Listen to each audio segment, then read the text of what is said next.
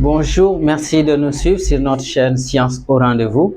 Aujourd'hui, nous allons partager avec vous par une factorisation par la méthode d'Horner, la méthode de Horner. Donc, on sait factoriser un polynôme en passant par le discriminant ou bien par la forme canonique. Mais ici, c'est une méthode simple. Mais ce qu'il faut comprendre dans cette méthode d'abord, il faut avoir ce qu'on appelle une racine évidente. Donc, une racine évidente, c'est en fait un nombre qui vérifie l'équation telle sorte que je remplace un nombre réel que je remplace de telle sorte que c'est égal à 0. Maintenant, comment on trouve la racine évidente? Bon, il n'y a pas une méthode, disons, qu'on peut dire c'est telle ou telle méthode, mais en général, on fait juste des essais. Là, par exemple, quelle est la racine évidente? Donc, vous essayez des nombres jusqu'à avoir un nombre qui permet, en tout cas, qui vérifie l'équation. OK? Qui annule l'équation. Donc, ce nombre-là, je peux essayer 0, moins 1, 2, moins 2, 3, etc. Souvent, ce n'est pas souvent des grands nombres. Mais la plupart des cas, c'est des nombres un peu qui ne sont pas trop grands. Mais c'est juste des essais qu'on fait jusqu'à avoir la racine évidente. Donc ici, essayons de voir ensemble. Là, supposons j'essaye 1, disons, j'essaye 0 d'abord. Donc si je remplace ici x par 0.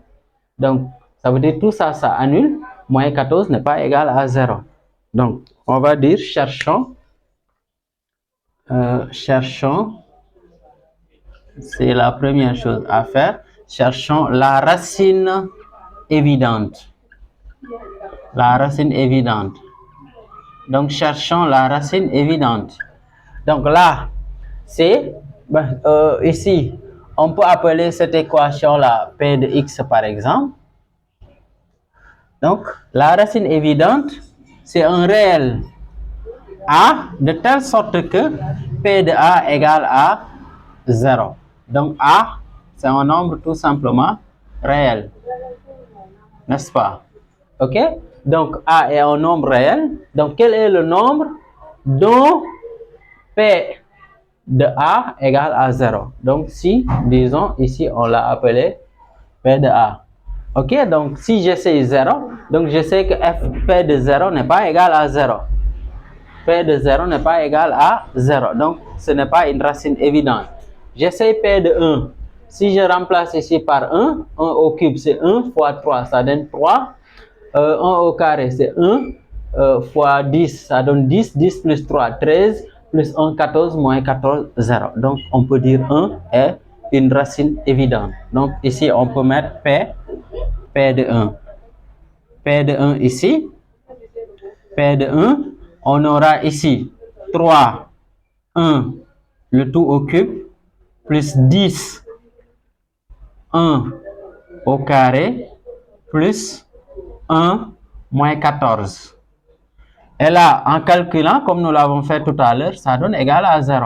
Donc, vous pouvez vérifier le calcul. Maintenant, chaque fois maintenant, on a la racine évidente, pratiquement l'essentiel. Nous l'avons fait. Qu'est-ce qu'on fait maintenant? Disons, P de x, on peut dire P de x est factorisable par x moins a. Comme a est une racine, disons, vérifie l'équation, ça veut dire P de A est une racine, disons, évidente. Donc, P de X est factorisable par X moins A facteur 2. Maintenant, là, vous vérifiez. Quel est le degré qu'on a ici? On a le degré 3. Donc, ça veut dire ici, on va avoir AX degré 2. Si c'était degré 4 ici, on va mettre degré 3 ici. Plus Bx plus la constante. La constante, on peut l'appeler C. Donc, en général, c'est comme ça. Mais le degré qu'on a ici, dépend du degré qu'on avait ici. Donc, si vous avez degré 3, vous prenez ici degré 2. Ça veut dire 3 moins 1. OK? Donc, vous comprenez. OK? À partir de là, maintenant, on peut faire maintenant qu'est-ce qu'on fait? On fait un tableau. Horner propose maintenant ici un tableau. Et quel est le tableau qu'on va mettre? Ici, on peut mettre un tableau de trois, disons, de 3 lignes. Donc, le tableau est constitué de 3 lignes. Maintenant, les colonnes dépendent, disons, des termes de l'expression. Mais, ok, donc je reprends. Ici, on peut tracer tout de suite. Ici, un tableau de 3 colonnes. Et qu'est-ce qu'on met dans la première ligne? Donc, dans la première ligne, on regarde les coefficients ici. Donc, je vais mettre le coefficient 3. Le coefficient 3. Ici, 10, le coefficient 10. Ici, avec x, on a le coefficient 1. Et ici, on a moins 14 qui est la constante. Vous voyez? Ok? Donc, une fois que cela est fait, donc là, on peut tout simplement compléter maintenant le tableau si vous voulez. Donc là, donc ici, c'est les coefficients là qu'on met au niveau de la première ligne. Pour la deuxième ligne, on va mettre la racine évidente ici. C'était A. Pour nous, c'est 1 parce que c'est P de 1 qui est égal à 0. Donc, on va mettre 1 ici. Et maintenant, le travail commence. Qu'est-ce qu'on fait? Ici, on fait que abaisser le 3. Le premier coefficient, on l'abaisse. Donc, ici, on met 3. On multiplie maintenant, on prend là 1 fois 3. Ça donne 3. Et là, on fait la somme. Donc, ici, on fait la somme de... Là, on fait la somme. Vous voyez? Donc, comprenez ce principe-là. 1 fois là. Ici, je fais qu'abaisser. Je prends 1, je multiplie par 3. Je mets 3 ici. Je prends 10 plus 3. Et donc, ça me donne 13. Je prends 1, je multiplie par 13. Ça me donne 13. Et je prends 1 plus 13, ça me donne 14. 1 fois 14, ça me donne 14. Moins 14 plus 14, ça donne 0. Et avec la méthode de Horner, chaque fois la dernière colonne, au niveau de la dernière ligne, on aura 0. Si on n'a pas 0, sache que la racine évidente n'est pas bonne. Ok? Donc là, qu'est-ce qu'on peut maintenant? On peut dire tout simplement l'expression de P de x devient x moins 1. Parce que là, on avait dit x moins a. A c'est 1, donc on aura x moins 1. Facteur maintenant. Tout à l'heure, je vous avais dit, ici nous avons degré 3. Le degré qui suit le degré 3, c'est le degré 2. Donc ici, on prend juste les coefficients là. Donc je mets 3. Tout à l'heure, on avait degré 3, donc c'est degré 2, plus 13, x plus 14. Et donc c'est ça. Regardez, ici on a dit a x au carré, donc c'est ça. Bx c'est 13x, c qui est une constante, plus 14. Donc c'est ça l'expression. Maintenant, là, on n'a pas fini en fait avec la factorisation parce qu'ici, nous avons encore le degré 2. On peut continuer, chercher une racine évidente et faire le même processus. Ok? Donc là, on peut vérifier. Là, si on a 0, ça ne va pas. Qu'est-ce qui annule cette expression-là? Si on peut poser ça, on peut l'appeler Q par exemple. Soit Q, on peut l'appeler ici Q de x égale à 3x au carré plus 13x plus 14. Notre question, quel est le A qui nous permet d'annuler en fait cette expression-là? Ok, donc c'est ça.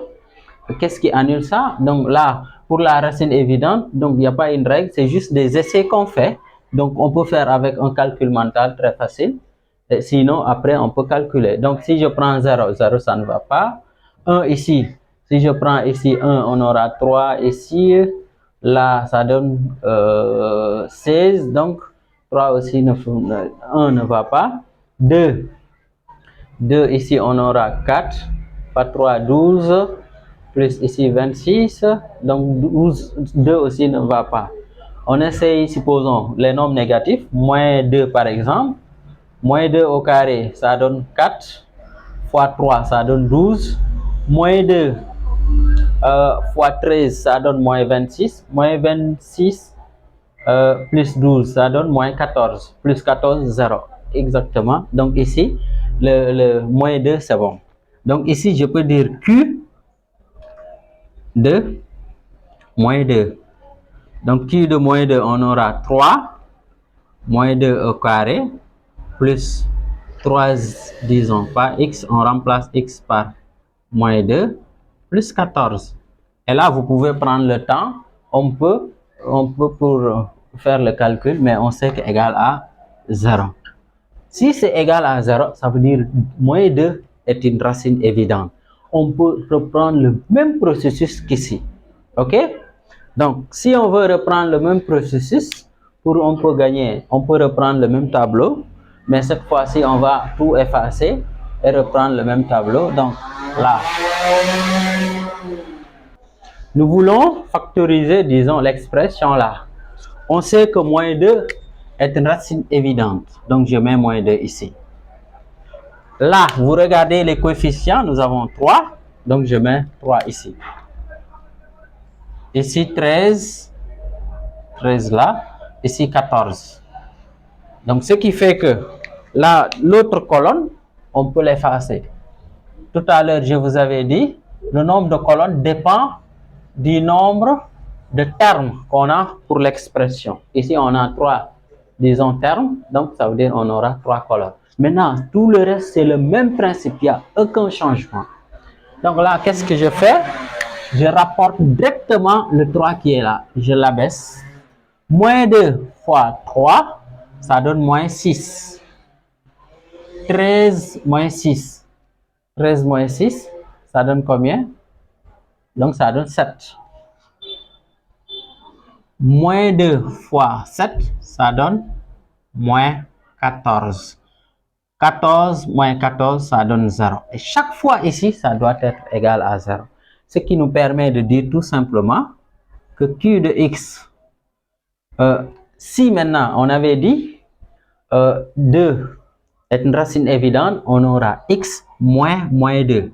Et X moins 2, c'est plus 2 tout simplement. Facteur 2, là maintenant je regarde. Comme ici, on avait le degré 2, le degré qui suit 2 moins 1, donc c'est le degré 1. Donc ici, on aura 3x plus 7. Le 7 là. Donc ici, on a degré 2. Donc si on factorise, ça veut dire ici, on aura 3x ici plus 7 comme la constante. OK, donc c'était ça. Donc finalement, on peut avoir l'expression en général maintenant de P de X.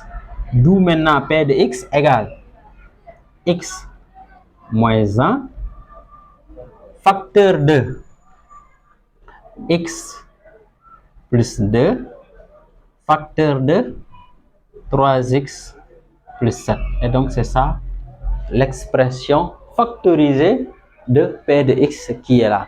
Et là, vous pouvez vérifier, vous pouvez reprendre toute cette expression-là, vous développez. Et normalement, vous retrouvez exactement la formule qui est là. Et sinon, si ce n'est pas le cas, sache que vous n'avez pas trouvé.